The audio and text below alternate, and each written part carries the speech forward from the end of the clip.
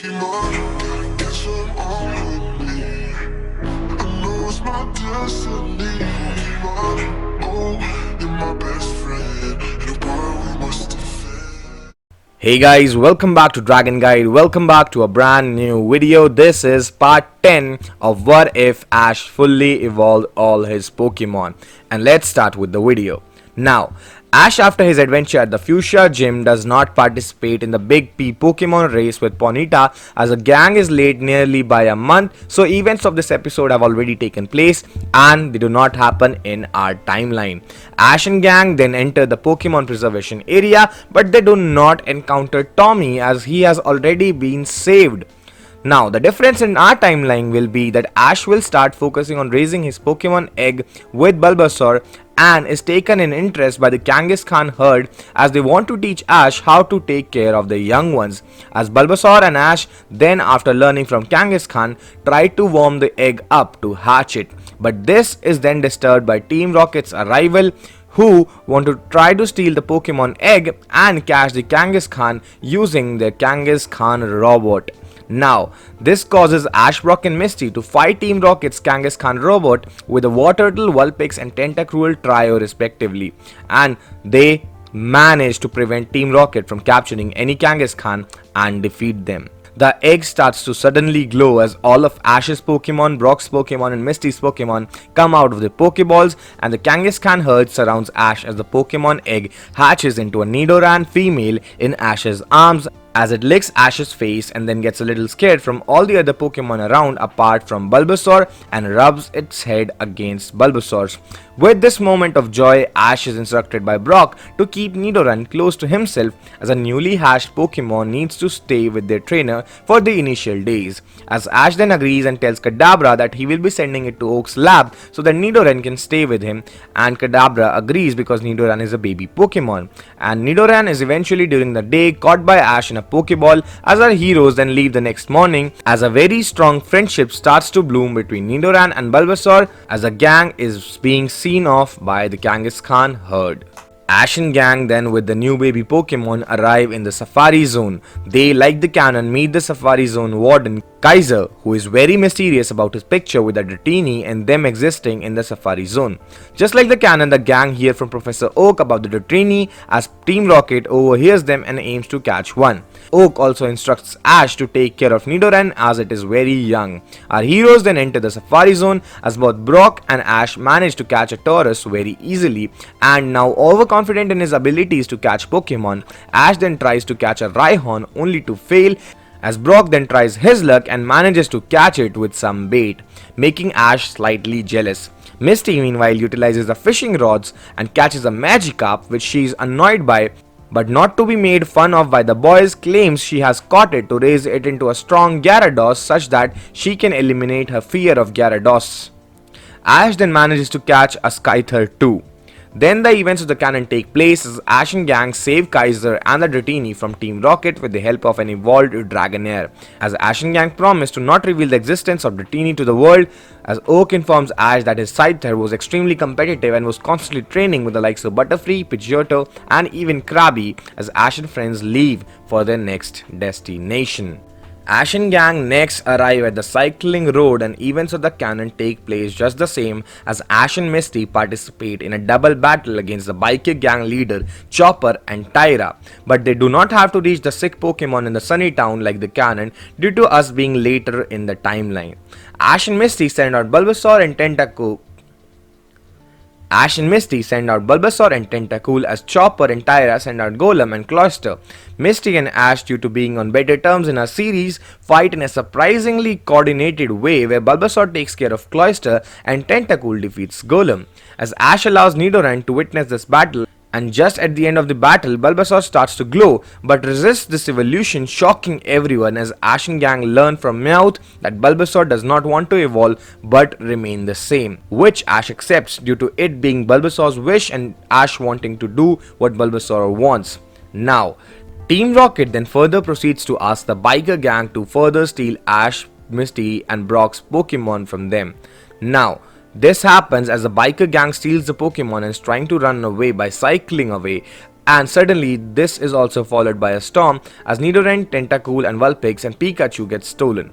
Now, due to the storm, chasing behind Team Rocket and the biker gang becomes really hard for Ash, Misty and Brock but due to some clever thinking and utilizing Bulbasaur's Vine Whip techniques and the captured Pokemon rebelling against the biker gang and Team Rocket, Ash and gang managed to stop and take all their Pokemon away but Nidoran. And that's when Ash's bike with Bulbasaur on it and Team Rocket's bike with Nidoran on it separate and all of them ride off the bridge. Team Rocket is saved by Arbok, but Ash and Nidoran are holding on to the bridge with the support of only one Vine Whip from Bulbasaur, and Bulbasaur is holding onto the railing of the bridge with the other Vine Whip. But the rain is making it harder for them to climb up and the grip is slipping. The struggle becomes intense for Bulbasaur as Brock and Misty see Ash and Bulbasaur from far. As even the biker gang realize that Team Rocket made them do something so bad and start calling for Bulbasaur to not give up. This is when Nidoran and Ash look at Bulbasaur and it looks back at them and the glowing light occurs over Bulbasaur again, who this time does not resist the change but realizes that to protect Ash and Nidoran and even save himself, he will have to get stronger, and to survive today he will need to keep growing as he needs more strength to save the three of them. As Bulbasaur then finally evolves into an Ivysaur, as a larger body and stronger techniques help Ivysaur save Nidoran, Ash and itself easily. Ivysaur, once done getting everyone to safety, sends Team Rocket flying with a seed bomb and then goes on to hug Nidoran and Ash with Vine Whips as Ash thanks it for being so strong and mature and also saving them as the clouds fade and the sun begins to shine, as Nidoran then licks Ivysaur's face as the biker gang then apologize and guide our heroes to Sunny Town. Now, back on their way to Cinnabar Island, just like the canon, the Ashen gang meet Duplica and her Ditto as they stumble on a mysterious mansion. Now, they decide to battle where between Ditto and Nidoran, where Nidoran displays the knowledge of the move Skull Bash, but the battle is interrupted just at the start by Team Rocket, who are then defeated by Beedrill and Rhyhorn in a double battle against Arbok and Weezing. And now, after the encounter with Team Rocket and also meeting Duplica and Ditto like the canon, our heroes leave for the next spot in their journey.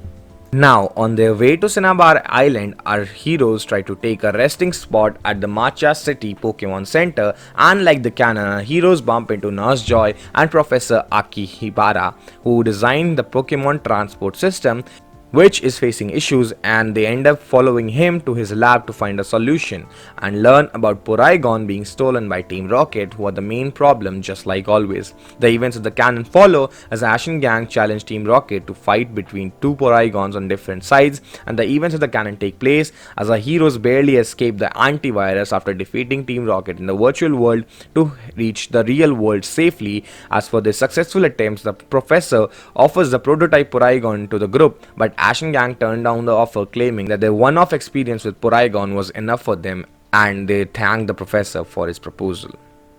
Now, Ashen gang like the canon then follow up and meet a lot of wild Pikachu in the forest of Pikachu, which makes Ash's Pikachu very happy, only for Ash to be then upset as to him believing Pikachu would be happier off with his own kind.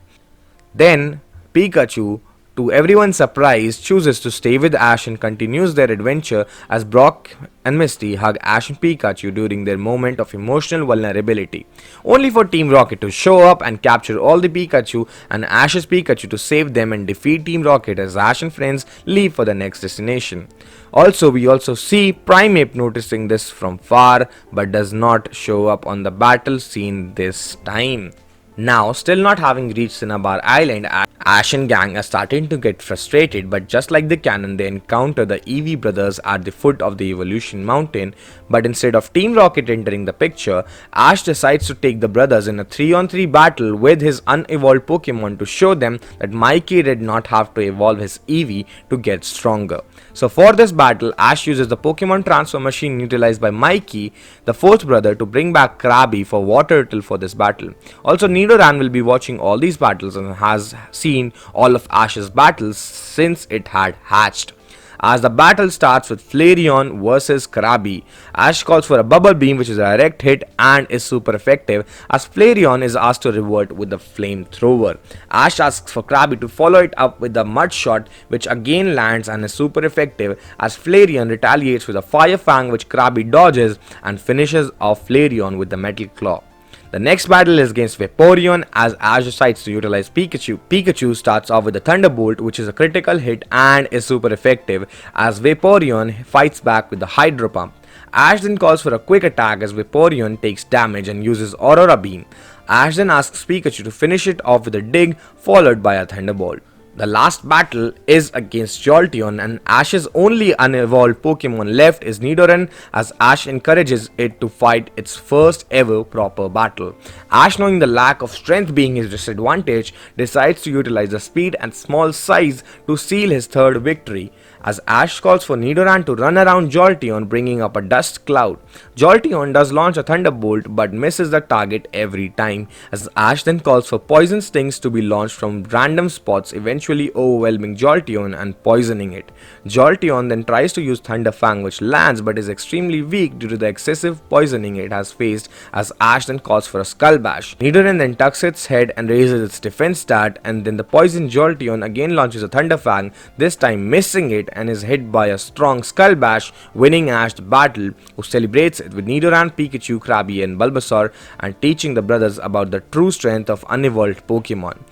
As though the brothers now agree that evolution is not the only way to get stronger, they still feel Mikey is not as a good trainer as Ash and ask Mikey to prove himself worthy of just being an Evee trainer by defeating them. But this is when Team Rocket arrive and are defeated by Evee, surprising everyone and making Mikey win the trust of his brothers. Now, with all the Evee brothers happy and the issues resolved, Ash thanks Krabby for the battle and transfers it back to Oaks to train with Scyther, and brings back War Turtle, as a tiny insecurity starts to come up into Bulbasaur's mind about Nidoran winning and not needing him. Then our heroes leave for the next location. Ash and gang, like the canon, encounter a sleeping Snorlax and battle Team Rocket to prevent its capture, where Ash decides to use Nidoran, as Brock decides to use Taurus, and Misty tries to use Tentacool to defeat Arbok, Weezing and Meowth respectively. Ash and gang then leave for the next destination after using the Poke Flute to wake up Snorlax and unblock the way. We also see a minor glimpse in between where Primeape wants to talk to Ash but holds itself back for another moment and rushes away to a distance. Now, Ash and gang arrive after their adventures at Dark City, like the canon, to see Yas and Kaz's gyms still at war. The Pokemon League inspector has come and denied them a license and scheduled another visit to see if there can be a new united gym by both Yas and Kaz in the city, but both of them just cannot work together. Now, after hearing this situation from the townspeople, Ash along with Brock and Misty directly tries to reason with Yas and Kaz for the state of the town and starting a gym together, where Brock and Misty, due to their credibility as gym leaders, have them agree to a condition that if each of Yas and Kaz lose to Ash, who has won 6 badges in a separate individual battles, they will have to fight Ash in a double battle as a team, thus being forced to work together, and if they defeat Ash, then the trio will just leave. Yas decides to go first, sending out Scyther, as Ash sends out Nidoran. As Scyther uses Sword Dance to boost its stats, uses this chance to lay out the groundwork for a Skull Bash, which is a direct hit, as Scyther uses Cut, which causes damage to Nidoran. Ash then asks Nidoran to again use the Dust Cloud strategy, but it fails due to Scyther's speed, as Ash calls for multiple Poison Stings as it starts to rotate on its own position. This is found to be weird by Yas, who is taking it lightly and does not call for a dodge, as Ash then uses this opening to land another Skull Bash followed by a dodge that dodges a Fury Cutter from Scyther. Nidoran then finishes Scyther off with a clash of a Wing Attack and Scratch, as Scyther gets poisoned due to the Poison Point ability of Nidoran manifesting its effects during the battle and making it weaker.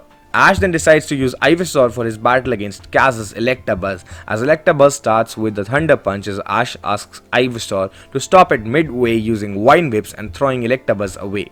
Electabuzz returns with a Thunderbolt, but Ivysaur, even on trying to counter it with Razor Leaf, takes damage. Ash then calls for a Sleep Powder as Electabuzz is put to sleep. Ash then follows it up with a seed bomb. Electabuzz, after taking damage from two such seed bombs, finally finds itself waking up, being tied in a vine whip as it launches a discharge as Ivysaur takes damage and is paralyzed, only for both the Pokemon in their respective weak conditions clash with final moves of Vine Whip and Thunder Punch. As Ivysaur manages to defeat Electabuzz just by the slightest of margins, it is not that happy with its victory. It still wants to get stronger to protect Nidoran and Ash more comfortably. The double battle, as promised due to the bet, is scheduled 2 hours from now as the Pokemon need some time to heal. As Ash decides to use Nidoran and Ivysaur together, whereas Yas and Kaz decide to use Scyther and Electabuzz. Now, even though the double battle was a little difficult for Ash to win, Ash manages to defeat Scyther and Electabuzz by utilizing the teamwork of Nidoran and Ivysaur, as Ivysaur also manages to learn Takedown to defeat the duo. Now, Yas and Kaz, even though they lost, noticed that they were harder to defeat as a team and that they could really work and function as a team.